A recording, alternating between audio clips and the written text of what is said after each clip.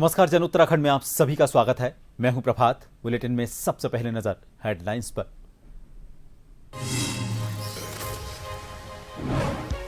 उत्तराखंड निवेश उत्सव 2025, 1 लाख करोड़ के निवेश का ऐलान। शाह बोले, देवभूमि अब औद्योगिक नेतृत्व में भी अग्रणी।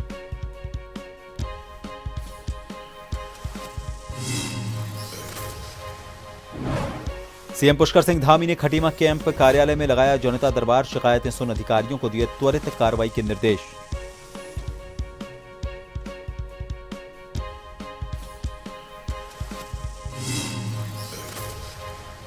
उत्तराखंड में भाजपा नेता से रंगदारी मांगने वाला फर्जी हिंदूवादी नेता गिरफ्तार। नकदी समेत मंडावर से पकड़ा गया आरोपित।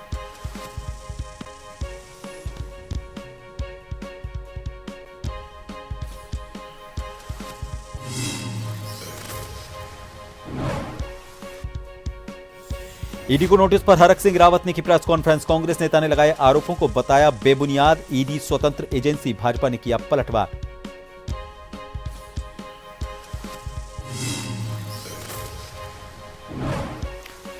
और उत्तराखंड में अगले 3 दिन भारी बारिश का अलर्ट। 20 से 22 जुलाई तक नैनीताल से हरिद्वार तक बरसात का खतरा।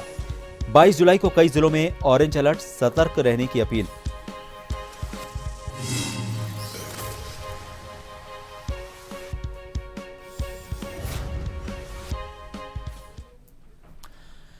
उधम सिंह नगर जिले के रुद्रपुर में प्रदेश सरकार ने 1 लाख करोड़ रुपए के निवेश की ग्राउंडिंग पर भव्य निवेश उत्सव मनाया। कार्यक्रम में केंद्रीय गृह मंत्री अमित शाह मुख्य अतिथि के रूप में शामिल हुए।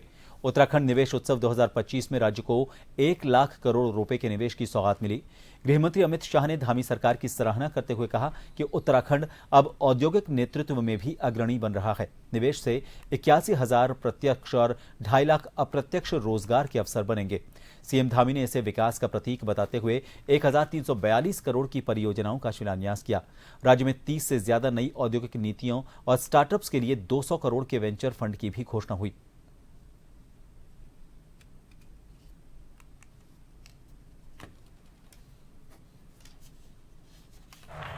ये उत्तराखंड को इसीलिए देवभूमि कहते हैं। एक और तो पर्वत की चोटियां पूरे भारत को ही नहीं, पूरी दुनिया को आध्यात्म की ऊंचाई पर ले जाने का काम करती हैं। यहां बसे हुए संत महात्मा हजारों वर्ष से गंगा के साथ बहती अपनी भारतीय संस्कृति को और मजबूत और पावन करने का काम कर रहे हैं। और यहां की नदियां आधे भारत का पीने का पानी, खेती का पानी और जीवन को दान करने का काम यहां की नदियां करती हैं। आज का अवसर उत्तराखंड की विकास यात्रा में एक महत्वपूर्ण अध्याय के रूप में अंकित हो रहा है। आज आदरणीय गृह मंत्री जी की गरिमामयी उपस्थिति में हम उत्तराखंड ग्लोबल इन्वेस्टमेंट समिट की तीसरी ग्राउंडिंग सेरेमनी कर रहे हैं। इससे पूर्व संपन्न हुई 2 ग्राउंडिंग ब्रेकिंग सेरेमनी में जहां 71,000 करोड़ रुपए से अधिक की निवेश परियोजनाओं की सफलतापूर्वक ग्राउंडिंग करने में हम सफल रहे हैं, वहीं आज ये आंकड़ा 1 लाख करोड़ को पार कर गया है। ये केवल आर्थिक निवेश नहीं है, बल्कि उत्तराखंड की समृद्ध संभावनाओं, उद्यमिता की भावना, जन भागीदारी पर आधारित समेकित विकास का प्रतिबिंब है, जो राज्य को आत्मनिर्भरता और औद्योगिक समृद्धि की नई ऊंचाइयों पर ले जाएगा। उत्तराखंड के मुख्यमंत्री पुष्कर सिंह धामी ने खटीमा में कैंप कार्यालय में जनता दरबार आयोजित किया। इस दौरान बड़ी संख्या में स्थानीय लोग अपनी समस्याएं लेकर पहुंचे। सीएम धामी ने जनता की शिकायतें ध्यानपूर्वक सुनी और अधिकारियों को त्वरित कार्रवाई के निर्देश दिए। जनता दरबार में मुख्यमंत्री का सीधा संवाद लोगों में विश्वास और राहत का कारण बना।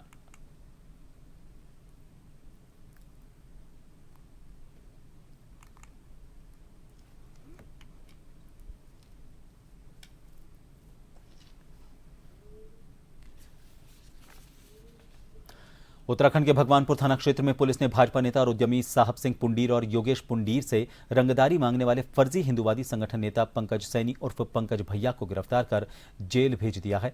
आरोप है कि पंकज लगातार ब्लैकमेल कर मोटी रकम की मांग कर रहा था। पुलिस ने मंडावर चौकी क्षेत्र से नकदी समेत आरोपित को रंगे हाथ गिरफ्तार किया। पीड़ित भाजपा नेता योगेश पुंडीर ने उत्तराखंड पुलिस की सराहना की और बताया कि किस तरह उन्हें लगातार प्रताड़ित किया जा रहा था।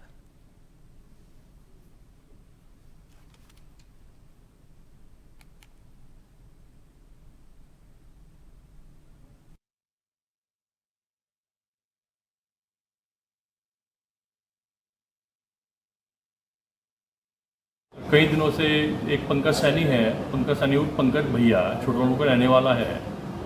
हमारा इंडस्ट्रियल पार्क है पुलिस इंडस्ट्री के नाम से खुशालीपुर में। जैसे ही उसकी यूनिक आईडी जनरेट हुई सरकार के माध्यम से, इसने हमें ब्लैकमेल करना शुरू कर दिया और फेसबुक के माध्यम से और ऑडियो वीडियो के माध्यम से हमें ब्लैकमेल करना शुरू कर दिया कि तुम्हारा ये कर देंगे, तुम्हें मार देंगे, तुम्हें इलाज कर देंगे, तुम्हारा पतन कर देंगे। तो उसने हमें धमकी देना शुरू कर दी। उसी क्रम में वो चलो हम क्या करना, हम व्यापारी आदमी हैं, तो इसने डिमांड रखनी शुरू कर दी। सोलर प्लांट की 500 केवी सोलर प्लांट की बात की, फिर 30 लाख की, 25 लाख की, फिर 8 लाख रुपए मैंने इसको दिए। और कल जब बार बार डेली इसकी डिमांड बढ़ती थी, तो कल भी मैंने ठीक है चलो 5 लाख की इसने डिमांड की, तो मैं इसको पैसे देने गया। तो मैंने पहले ही सूचना पुलिस को कर दी थी। उत्तराखंड पुलिस का मैं धन्यवाद करूँगा, क्योंकि वो समय रहते हुए और उन्होंने बहुत अच्छा काम किया। उसी समय जैसे मैंने सूचना दी, मेरे पीछे गढ़ लगा कर उन्होंने उसको पकड़ने का काम किया। देहरादून में मानसून ने शहर की सड़कों की हालत और खराब कर दी है। मुख्य सड़कों से लेकर मोहल्लों की गलियों तक गड्ढों और जलभराव से लोग परेशान हैं। बारिश होते ही दोपहिया वाहन चालकों के गिरने की घटनाएं बढ़ जाती हैं। जिलाधिकारी सविन बंसल ने कहा कि नुकसान का आकलन किया जा रहा है। उन्होंने यह आश्वासन दिया कि मानसून के बाद तेजी से मरम्मत का काम किया जाएगा।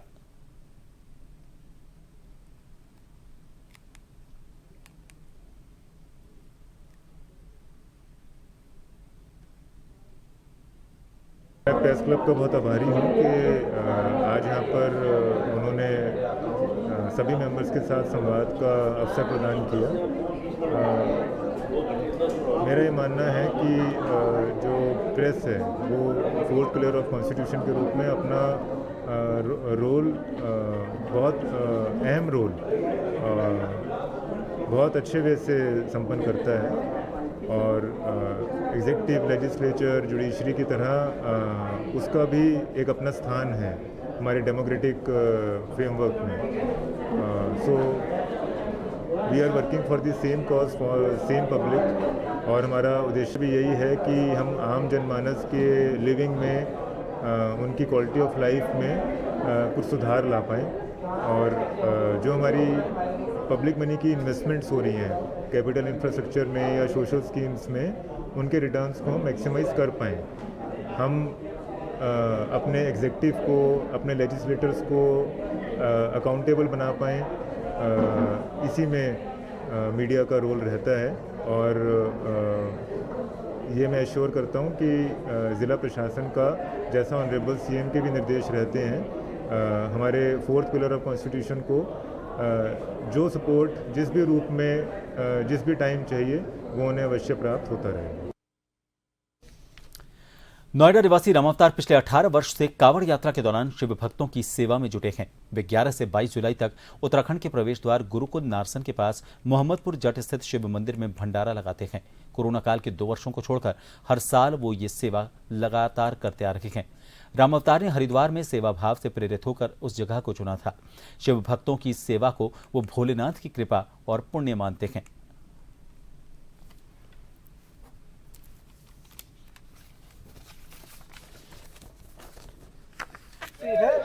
नोएडा शहर स्टेट है और ये 17 साल से 18 साल से भंडारा लगातार चलता रहा सबके सहयोग से। और इसमें कई प्रकार के अलग अलग व्यंजन बनते हैं। देखिए हर दिन चेंज होता है भंडारे में। कभी हलवा हो गया, कभी आपके खीर हो गई है, मीठे में ये देते हैं। व्रत वालों के लिए आलू हो गए, केले हो गए, पेठा हो गए, ये प्रतिदिन चेंज होता है। ऐसा है, वैसे तो ये भंडारा भाई 18 साल हो गए हमें करते करते, जो यहाँ ऑलरेडी जब से हम आए हैं ये चल रहा है। ये 11 तारीख सुबह से ऑलरेडी भंडारा चल रहा है और 22 तक भंडारा चलेगा हमारा। ये भंडारे का कार्यक्रम है। आपकी कावड़ लेकर आए हो, आप यहाँ का कोई व्यवस्था कैसे देख रहे हैं? बहुत अच्छी लग रही है हमें, सब अच्छा खाना मिल रहा है, अच्छी सुविधा हो रही है, अच्छा सब प्रदर्शन कर रहे हैं। जो यहाँ की साफ सफाई है कैसी है? बहुत अच्छी लग रही है, सब साफ सफाई बहुत अच्छी हो रही है। कोई दिक्कत परेशानी यहाँ नहीं है? नहीं, कोई परेशानी नहीं है, चाय पी की, रहने की, खाने की सब सही है।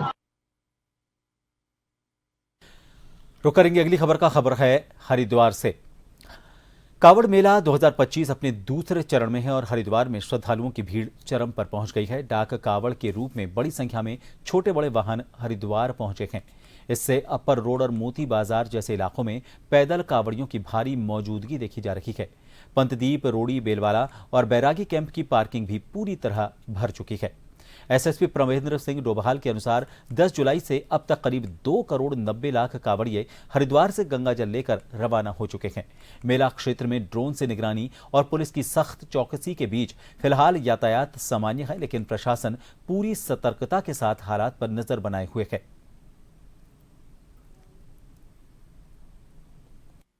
हम लोग लगातार नजर रखे हुए हैं और पर डे काम फीट देते हैं। जैसे पिछले 3 दिन से लगातार 69,000 से लेकर 34,000 एंट्री कर रहे हैं, जो हमारे अलग अलग टूर बैगर से हैं और एक्सिट अभी इस समय कम है।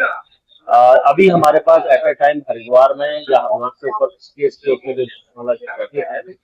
उसका एक अनुमान अभी हमारा लगाया गया है, जो अभी जो अभी बाहर नहीं निकला, करीब 2.5 लाख से ऊपर है और उसका संख्या भी लगातार बढ़ रही है। जैसे आज सुबह से अभी तक का जो हमारा आंकड़ा है करीब हमारे 5,000 और जो व्हीकल आने हैं 1,500 व्हीकल से करीब 7,000 के आसपास व्हीकल भी आए हैं और आपको संख्या मुझे। मुख्यमंत्री पुष्कर सिंह धामी के गृह जिले चंपावत में पंचायत चुनाव प्रचार ने तेजी पकड़ ली है। बाराकोट ब्लॉक की फरतोला जिला पंचायत सीट से भाजपा समर्थित प्रत्याशी प्रकाश सिंह मेहता ने चुनाव चिन्ह मिलने के बाद रेगड़ू में अपने चुनाव कार्यालय का उद्घाटन किया। इस अवसर पर बड़ी संख्या में भाजपा नेता और ग्रामीण मौजूद रहे। मंडल अध्यक्ष राकेश बोरा और निर्विरोध प्रधान नारायण सिंह फरत्याल ने क्षेत्रवासियों से भाजपा प्रत्याशी को जिताने और जन कल्याणकारी योजनाओं को घर घर तक पहुंचाने की अपील की। प्रत्याशी गांव-गांव जाकर डोर टू डोर कैंपेन में जुटे हुए हैं। 2025 पंचायत चुनाव के उपलक्ष्य में, त्रिस्तरीय पंचायत चुनाव के उपलक्ष्य में मैंने भारतीय जनता पार्टी, जिसने मुझे एक प्रत्याशी के रूप में फरतोला सीट से घोषित किया है, अपने कार्यालय का उद्घाटन किया और उस कार्यालय में समस्त समर्थकों के साथ मुझे बहुत जन स्नेह मिला और भाजपा के समस्त कार्यकर्ता इस चुनावी रैली में शामिल हुए और मैं जिस क्षेत्र में इस चुनाव में जा रहा हूं, उधर की जनता का पूरा स्नेह और प्यार मुझे मिल रहा है। देहरादून में जमीन मामले में कांग्रेस नेता हरक सिंह रावत को ईडी ने नोटिस भेजा है। प्रेस कॉन्फ्रेंस कर हरक सिंह ने आरोपों को झूठा और बेबुनियाद बताया। उन्होंने कहा कि जमीन की खरीद पूरी तरह से नियमों के तहत की गई है। भाजपा प्रवक्ता कमलेश रमन ने पलटवार करते हुए कहा कि ईडी स्वतंत्र एजेंसी है और सच्चाई सामने आ जाएगी।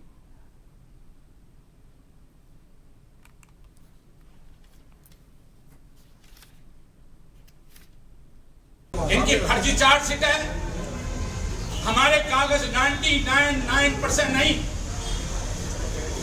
0.1% हम गलत नहीं है, नहीं गलत, 99.9% गलत नहीं है, 100% हमारे कागज सही।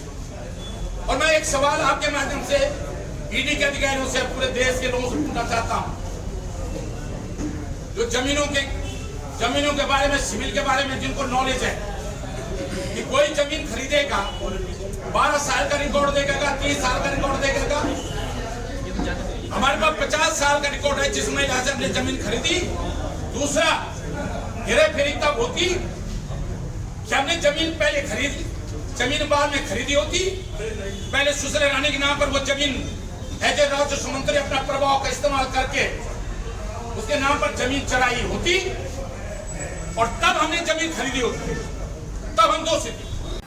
देखिए, हर गलत व्यक्ति ये कहता है कि मैं निर्दोष हूँ, हर भ्रष्टाचारी भी यही कहता है कि मैंने कुछ नहीं किया, मैं पाक साफ हूँ। और मुझे ये बताइए कि इतनी अथाह संपत्ति अर्जित करने वाले व्यक्ति जब अपने आप को पाक-साक बताते हैं तो आप समझ सकते हैं कि कितना उन्होंने भ्रष्टाचार किया होगा और कितना अपने नज़दीकियों को उन्होंने फलने फूलने का मौका दिया होगा। संपत्ति के बारे में ब्यौरा अगर जांच चल रही है तो उस पर भी अगर उनको ये लगता है कि गलत तरीके से कोई जांच हो रही है तो कानून के दरवाजे खुले हैं, लेकिन भ्रष्टाचार आप करेंगे, गलत काम आप करेंगे और वहाँ के लोगों की जो संपत्ति है, जो जमीन है, उसको आप गलत तरीके से अर्जित करने का काम करेंगे और उस संपत्ति का क्या सर्किल रेट है उससे अलग जाकर के आपने अपने चहेतों को, उन लोगों को उस जमीनों का पार्टनर बनाने का काम किया और तमाम सारे जो उनके नज़दीकी लोग हैं सभी उसमें लिप्त पाए जा रहे हैं। तो मुझे लगता है कि इस तरह का ये आरोप लगाना और ये कहना कि जब भी चुनाव आता है या जब भी कोई ऐसी प्रक्रिया होती है सरकार का या ईडी का दबाव बनता है तो ईडी अपना काम कर रही है क्योंकि वो स्वतंत्र एजेंसी है और एजेंसियों को अपना काम करने का बखूबी अधिकार है। 20 सूत्रीय कार्यक्रम क्रियान्वयन समिति की कार्यप्रणाली अब डिजिटल प्लेटफॉर्म पर शिफ्ट हो रही है। दर्जाधारी राज्य मंत्री ज्योति प्रसाद गैरोला ने यह बताया कि केंद्र और राज्य की योजनाओं की निगरानी अब ब्लॉक और भविष्य में ग्राम स्तर तक की जाएगी। कागजी प्रक्रिया की जगह अब आंकड़े ऑनलाइन फॉर्मेट में होंगे, जिससे विकास की वास्तविक तस्वीर सामने आएगी और स्थानीय प्रशासन की जवाबदेही भी बढ़ेगी। देखिए, 20 सूत्रीय कार्यक्रम क्रियान्वयन समिति का जो प्रमुख दायित्व और कर्तव्य है, केंद्र और राज्य सरकार की विभिन्न योजनाएं धरातल पर किस प्रकार से क्रियान्वित होती हैं, उनके क्रियान्वयन को लेकर हम जिला स्तर पर जनपदों को रैंकिंग देने का काम करते हैं। हम अगली व्यवस्था में अभी इस सारे जो सांख्यिकी आंकड़े हैं, अभी हम पेपर के माध्यम से उनको आदान प्रदान होता था, इस सारी व्यवस्था को हम डिजिटाइज कर रहे हैं, काफ़ी हद तक आगे बढ़ गए हैं और हमारा दूसरा गोल ये रहेगा कि अब जिला स्तर के साथ साथ हम ब्लॉक स्तर की भी रैंकिंग देने का काम कर रहे हैं। निश्चित तौर पर विकास के इस रैंकिंग के क्रम में हम आगे आने वाली व्यवस्थाओं में हम ग्राम स्तर की भी रैंकिंग तक पहुंचने का हम प्रयास करेंगे। मुझे लगता है कि योजनाओं के सफल क्रियान्वयन की दृष्टि से यह एक महत्वपूर्ण कदम होगा। हरक सिंह रावत डोईवाला ब्लॉक में त्रिस्तरीय पंचायत चुनाव के लिए चिन्ह आवंटन के बाद प्रत्याशी प्रचार में जुट गए हैं। माजरी ग्रांट ग्राम पंचायत से प्रधान पद के लिए 5 प्रत्याशी मैदान में हैं, जिसमें चुनावी मुकाबला दिलचस्प हो गया है।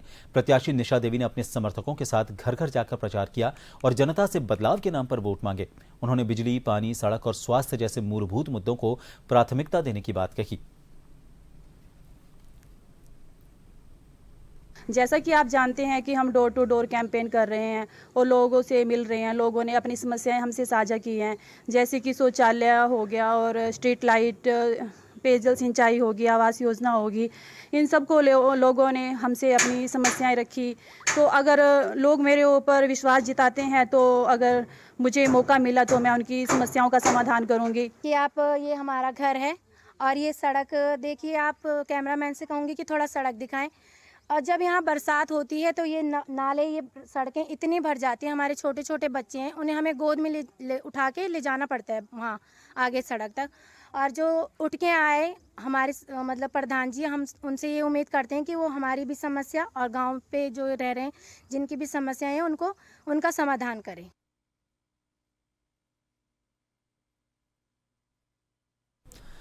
कुछ खबरें उत्तर प्रदेश से। उत्तर प्रदेश के बांदा से खबर आ रही है। यहां पर प्रशासनिक लापरवाही का खमियाजा किसानों को भुगतना पड़ रहा है। कृषि उत्पादन मंडी समिति में जलभराव से गल्ला व्यापारियों का लाखों का अनाज पानी में डूब गया। व्यापारियों ने बताया कि जलभराव के कारण भारी नुकसान हुआ है। इससे मटर, मसूर, चावल, गेहूं, तिलहन सहित कई तरह का अनाज पानी में भीगने से बर्बाद हो गया। दुकानदारों ने समाधान दिवस पर जिलाधिकारी को इस बात की जानकारी दी। उनकी शिकायत के बाद जिलाधिकारी के निर्देश पर सिटी मजिस्ट्रेट संदीप केला मौके पर पहुंचे और नालियों की सफाई करवाई। व्यापार मंडल ने प्रशासन पर लापरवाही का आरोप लगाया है। व्यापार मंडल के अध्यक्ष ने जानकारी दी है कि मंडी का सफाई टेंडर हर महीने 70,000 रुपए का होता है, फिर भी मंडी में नियमित सफाई नहीं होती।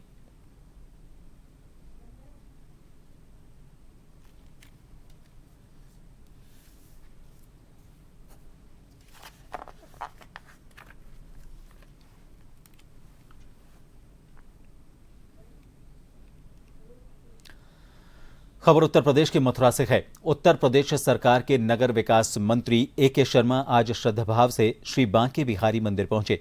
यहां उन्होंने शांतिपूर्वक पूजा अर्चना की और ठाकुर जी के दर्शन किए। मंत्री शर्मा ने प्रदेश की समृद्धि और जन कल्याण की कामना की। मंदिर परिसर में सुरक्षा व्यवस्था पूरी तरह चाक चौबंद रखी। दर्शन के दौरान मौजूद श्रद्धालुओं ने मंत्री के दर्शन और भक्ति भावना को देखकर उनके प्रति आभार और सम्मान व्यक्त किया।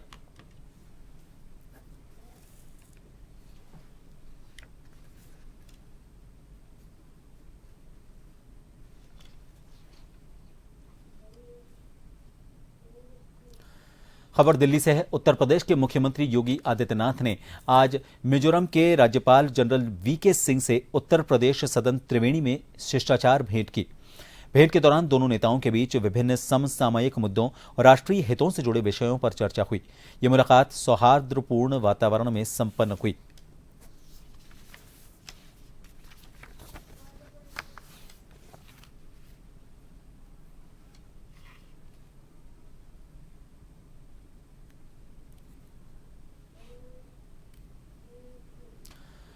इन सभी खबरों के साथ इस बुलेटिन में फिलहाल के लिए इतना ही। नमस्कार।